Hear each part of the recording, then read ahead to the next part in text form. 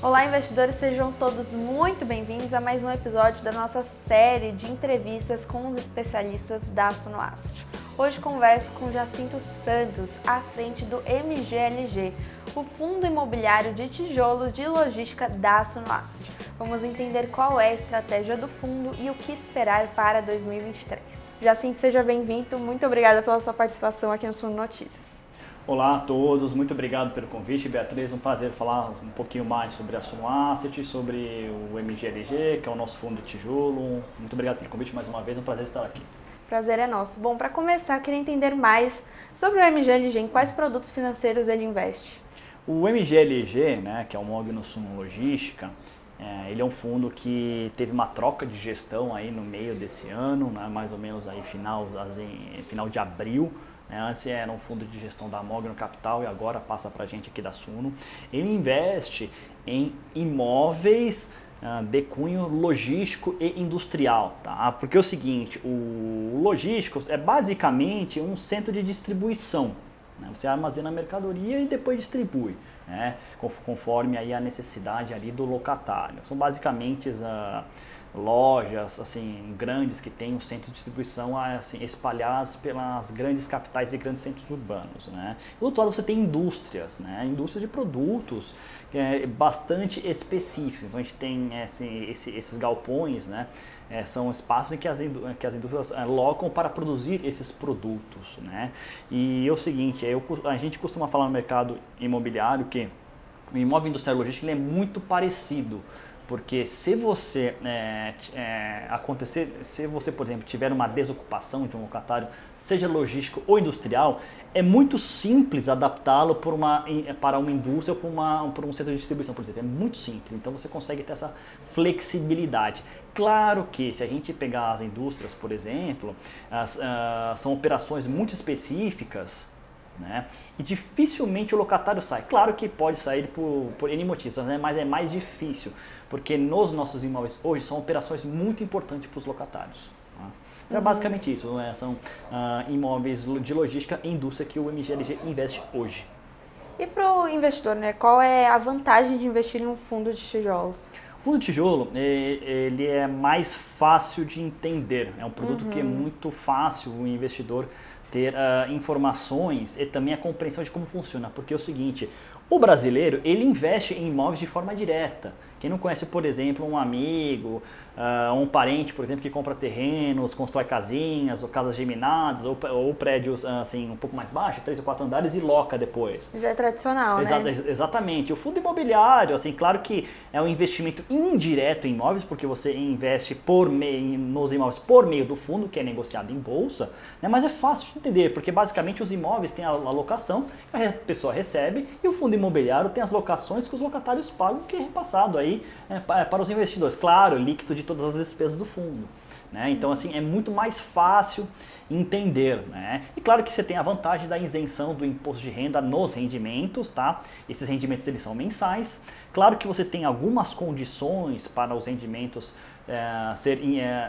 ter a isenção do imposto, tá? Mas a maioria dos fundos imobiliários satisfaz essas condições, né? E assim, é muito fácil você encontrar informações na internet, no YouTube, por exemplo, no YouTube da Suno, no Instagram, que eu tenho Instagram, por exemplo, o pessoal da Asset também tem Instagram, é muito fácil encontrar informações. A gente faz um relatório aí mensal das informações do fundo, a transparência dessa indústria é muito interessante, né? Tem muita informação a respeito dos fundos imobiliários, do MGLG, tem muita informação de outras pessoas, de outros influencers falando de outros fundos imobiliários, tem gestores, tem muitos artigos, assim, tem muito mais artigos acadêmicos a respeito dos fundos imobiliários que, por exemplo, 4 anos atrás, tem muita informação. Acho que assim, se eu pudesse destacar, acredito que o acesso à informação, a transparência, a isenção do imposto de renda, a facilidade, né?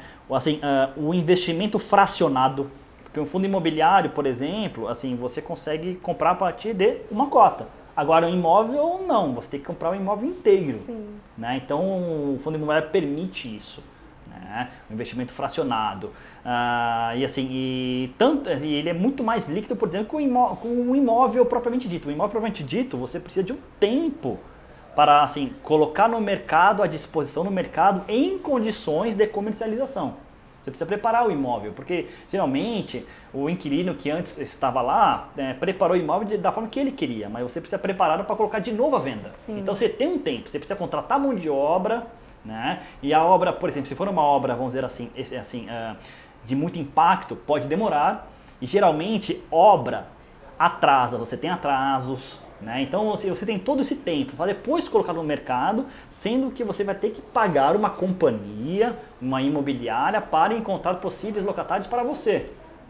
Claro que o proprietário pode colocar na internet, claro, mas se você tiver uma imobiliária você loca mais rápido, mas você paga por isso, né? Então o fundo imobiliário, o gestor, tem uma equipe, você tem um gestor, você tem um administrador, e eles fazem isso por você. É claro que o gestor ele vai cuidar da estratégia imobiliária e o administrador ele vai cuidar da operação do fundo em si.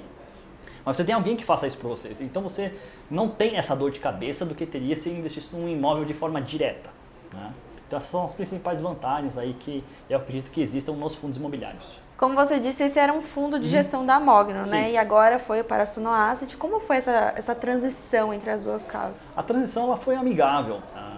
Assim, foi um acordo que a Mogno fez com a Suno, que a gestão do fundo passaria para a gente de uma forma gradual e ao longo do tempo, né? Então, praticamente hoje já está finalizada.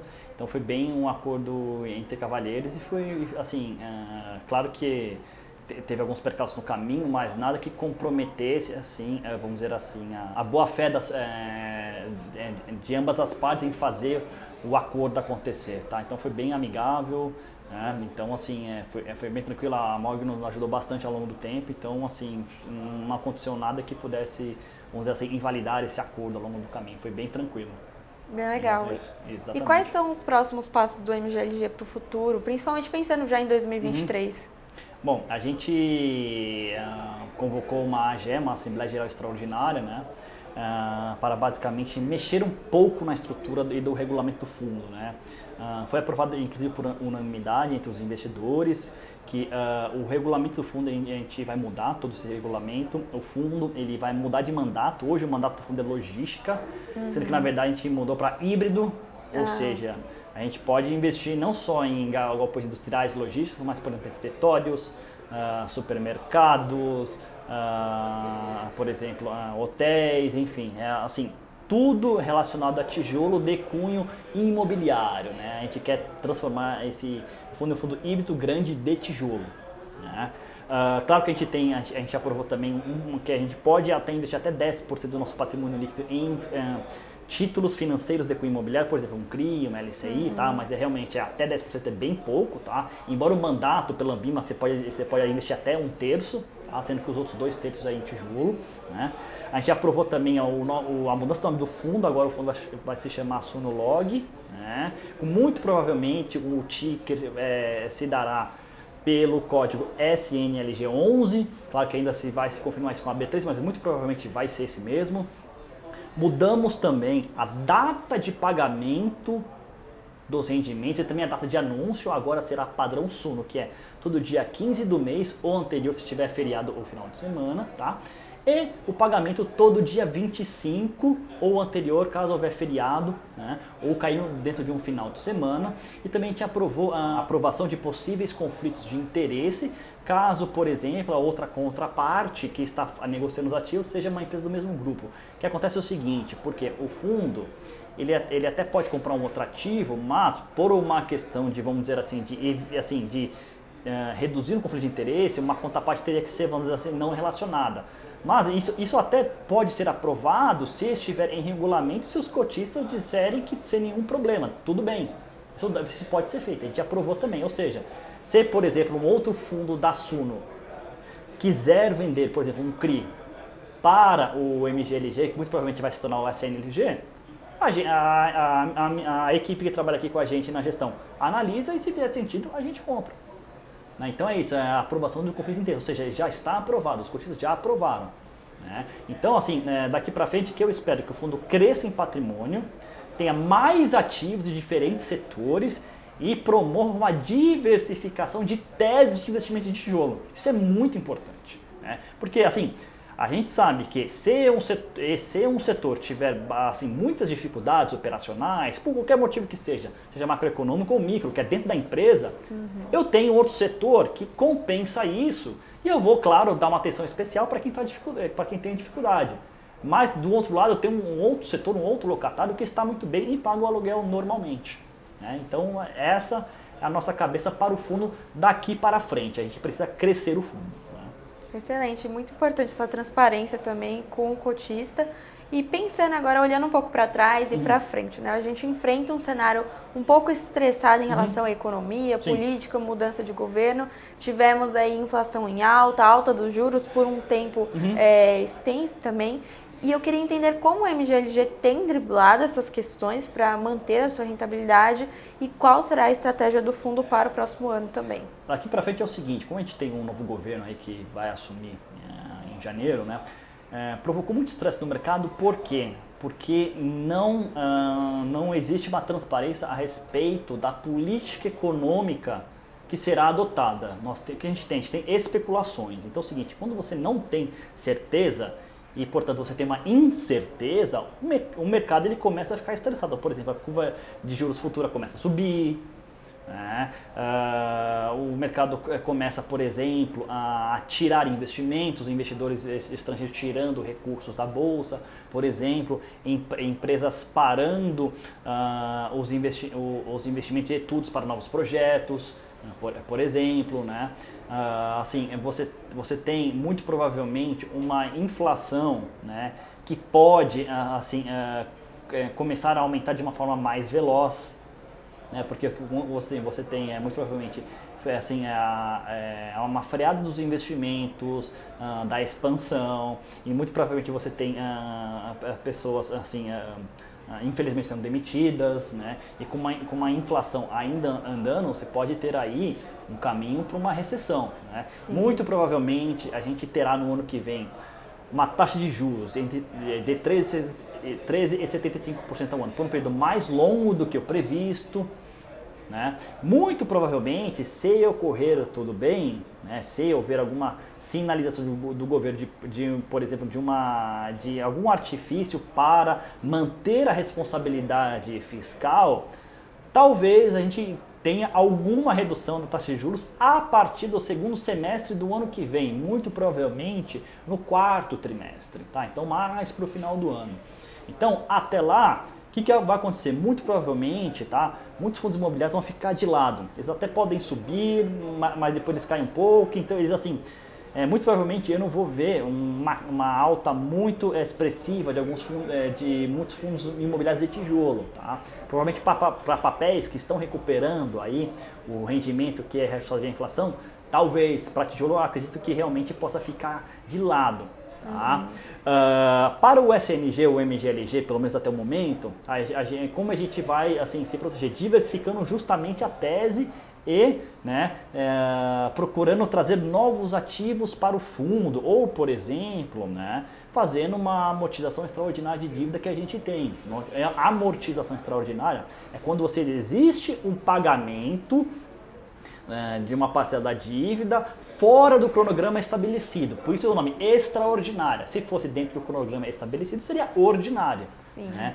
Se for extraordinária, a gente realmente, o saldo devedor dessa dívida, desse CRI no caso, ele diminui, o que liberaria mais rendimentos mensais para os cotistas. Tá? Então são essas duas saídas que a gente vê. Claro que muito provavelmente a gente vai tomar uma decisão, mas essas duas saídas que a gente vê aqui para o MGLG, tá? E as duas saídas, pelo menos em tese, o que a gente espera é que a gente consiga entregar um pouco mais de rendimentos aí para os cotistas, fazendo com que o fundo aí entregue uma relação risco-retorno interessante para o ano que vem. Muito bom. E para o mercado de fundos imobiliários em 2023, você espera alguma grande mudança? Mudança? Não espero não, tá? Acredito que novamente, eu acho que o mercado vai ficar de lado com essa alta taxa de juros por um período mais longo. O que eu vejo é o seguinte, tá? Real estate, mercado imobiliário, ele demanda conhecimento local, né? Então o que eu quero dizer com isso? fundos de tijolo, a gente precisa ver qual setor ele está investindo, em qual localidade. Por exemplo, escritórios na Faria Lima. Poxa, eu vejo assim, boas perspectivas. O vacância já está em um dígito, ou seja, abaixo de 10%, com pressão de preços para cima, o preço na média está em R$ 160 por metro quadrado e pode aumentar, a demanda está muito alta por ali, né? Mas, por exemplo, na região da Chucre Zaidan, que é perto do Shopping Morumbi, na cidade de São Paulo, a gente tem um estoque muito alto, ou seja, muito espaço para ser locado de imóveis de alto padrão construtivo. Isso faz com que o preço caia. E se o preço cai naqueles ativos que estão expostos ali em um fundo imobiliário, muito provavelmente os rendimentos vão cair também. Né? Você até pode perguntar para mim, mas Jacinto, poxa, loca, mas aí os cotistas não ficam contentes porque o preço é baixo. Só que o seguinte, um imóvel quando está vago, ele tem despesa, IPTU, condomínio, você tem umas contas mínimas ali e o proprietário do fundo imobiliário não quer pagar isso. Quem paga isso é o locatário. Né? Então, assim, quando você tem uma perspectiva de incerteza, uma possível recessão, né? Imóvel bom é imóvel locado. Sim. Mesmo que seja um preço abaixo do mercado. Quando o mercado estiver bom novamente, o gestor do fundo imobiliário, ele negocia com o locatário um aumento, que é inclusive previsto num contrato típico de locação que dura 5 anos. Você consegue ter isso num contrato. Né? Então você consegue aumentar o preço. Claro que precisa ter uma negociação com o locatário, uma negociação que eu vejo como delicada, porque ele vai pagar mais pelaquela locação. E nem sempre o locatário pode. Nesses casos é melhor manter, mas claro que vai depender da negociação. Né? Então a gente tem que analisar região por região. Tá? Vou dar, por exemplo, um exemplo de logística. Né? A região de Cajamar, aqui na Grande São Paulo. É uma região, né, que até saiu em algumas reportagens, que é a Faria Lima dos galpões, que tinha muito galpão de muita qualidade sendo entregue, assim, muitas locações acontecendo de uma forma muito rápida, assim, é verdade. Porém, lembrando, né, assim, a gente espera muita entrega naquela região, não necessariamente Cajamar, Caieiras, por ali. Tem muitas entregas de galpões ali. Então é o seguinte, quando você tem assim, uma grande ocupação de uma forma muito rápida que a gente teve na pandemia nessa região, você cria naturalmente uma, vamos dizer assim, uma atratividade para esse setor. Poxa, eu vou desenvolver ali, vou construir um galpão para depois locar. Só que o seguinte, o ciclo de desenvolvimento de um galpão logístico, ele é curto, não é muito longo. Você construir um galpão médio, por exemplo, em 1 ano e meio, 2 anos, você já consegue entregar. Só a área construída do galpão, você tem 8 meses, você já consegue erguer um galpão. Né? Claro, se for um galpão muito grande, aí já demora um pouco mais porque você tem a questão de ambiental, impacto, e precisa realmente ter um pouco mais cuidado. Então, se você tem muitas entregas ali no futuro e não ter uma absorção, vamos dizer assim, razoavelmente certa para absorver aqueles espaços, muito provavelmente você vai ter um problema de preço de locação ali. A locação, ela fica estável, ela não consegue subir. E com uma possibilidade de redução, de recessão, perdão, você tem uma possibilidade de redução de preços. Sim. Então é o seguinte, novamente, para tijolo, eu espero assim, para fundos imobiliários no geral, eu espero uma estabilidade com um pouco de destaque para fundos recebíveis. Agora, para tijolo, preciso estudar a micro-região. Acho que é por ali que a gente tem, vamos dizer assim, a noção de perspectiva de melhora ou não. Né? Como eu disse, mercado imobiliário é conhecimento local. Sim, totalmente. E para quem está começando a investir agora, qual que é a sua dica? Minha dica é o seguinte, nesse período de incerteza em que você tem muito provavelmente alguns investidores, né, muitos deles saindo para a renda fixa, é um momento de entrar muito interessante porque permite você comprar fundos imobiliários com maior margem de segurança. Isso significa o quê? Duas coisas. Primeiro, o seu orçamento para investimento consegue comprar um pouco mais de cotas, né, com uma possibilidade de ganho de capital um pouco maior. Né? Claro que, por exemplo, em 2019, quando a gente tinha aquela alta de todos os fundos imobiliários, né, poxa, também era bom para investir? Também era, só que sua margem de segurança era muito apertada. Talvez, por exemplo, se você entrasse em setembro, outubro, quando tinha uma alta expressiva, você, assim, 5 ou 6% de ganho de capital, já estava ótimo, porque as cotas estavam subindo muito. Então, é o seguinte, É a teoria do contrário, do paradoxo. Né? Enquanto tá todo mundo com medo e incerteza, aí é interessante você entrar, tá? E assim, tenha em mente que você tenha perfil para fundos imobiliários. Nem todo investidor tem. Né? Fundo imobiliário, como é negociado em bolsa, ele é renda variável. Tá? E a renda variável, ela oscila, tanto para cima quanto para baixo. Então você tem que ter perfil, saber que as cotas podem cair sim, tá? Os rendimentos são razoavelmente estáveis, tá? E lembrando que alguns eventos não recorrentes podem afetar os rendimentos sim, como vacância, calote em crédito, por exemplo. Então, assim, procure também estudar fundos de fundos, eu acho interessante fundos de fundos, por quê? Porque ali você consegue ver a carteira do gestor, todos os fundos imobiliários que ele investe, qual que é a tese ali é muito interessante você fazer isso, tá? Começar com um pouquinho comprando uma cota, duas, tá?